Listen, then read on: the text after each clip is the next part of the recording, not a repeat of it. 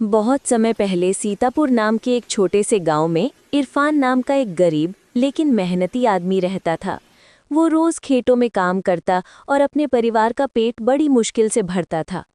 उसी गांव में उसका बचपन का दोस्त अजय भी रहता था। अजय चालाक और थोड़ा लालची था, जबकि इरफान सीधा सादा और नेक दिल इंसान था। एक दिन इरफान जंगल के रास्ते से घर लौट रहा था कि अचानक उसे एक पुराना घर दिखाई दिया। उस घर में धूल से ढकी एक पुरानी चक्की रखी हुई थी। जब इरफान ने जिज्ञासा में उसे छुआ तो वो चमक उठी और एक मधुर आवाज आई, हे नेक दिल इंसान, अब से मैं तेरी हूँ, जो तू चाहेगा मैं पीस दूंगी, अनाज, सोना या खुशियाँ। इरफान घबरा गया, मगर फिर बोला, ओ चक्की, मुझे थोड़ा अनाज दे दो। और तभी चक्की घूमने लगी और उसमें से गेहूं, चावल और दाल निकलने लगे। ये देखकर इरफान की आंखों में खुशी के आंसू आ गए।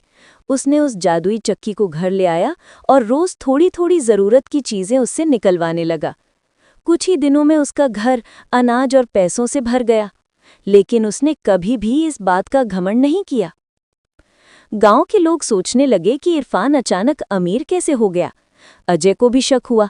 उसने एक रात चुपके से इरफान के घर में झांका और चक्की को चलते देखा। अगले दिन उसने दोस्ती का हवाला देकर इरफान से चक्की मांग ली। इरफान को शक तो हुआ, पर उसने दोस्ती निभाते हुए चक्की अजय को दे दी। अजय ने अपने घर जाकर चक्की से कहा, ओ चक्की, सोना निकालो। चक्की घूमने लगी और उसमें से सोना निकलने लगा। अजय खुशी से झूम उठा, लेकिन वो चक्की को बंद करना नहीं जानता था। चक्की लगातार सोना निकालती रही। घर में जगह खत्म हो गई, दीवारें टूटने लगी और सब कुछ बर्बाद होने लगा। अजय घबरा गया, मगर उसे रुकवाने का तरीका नहीं आता था।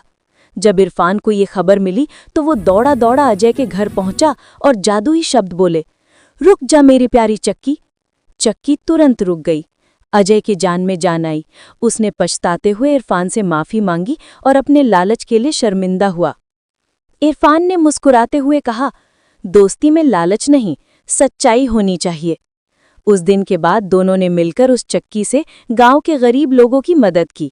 तो दोस्तों, इससे हमें ये शिक्षा मिलती है कि लालच का अंत हमेशा बुरा होता है और सच्ची दोस्ती की पहचान ईमानदारी से होती है।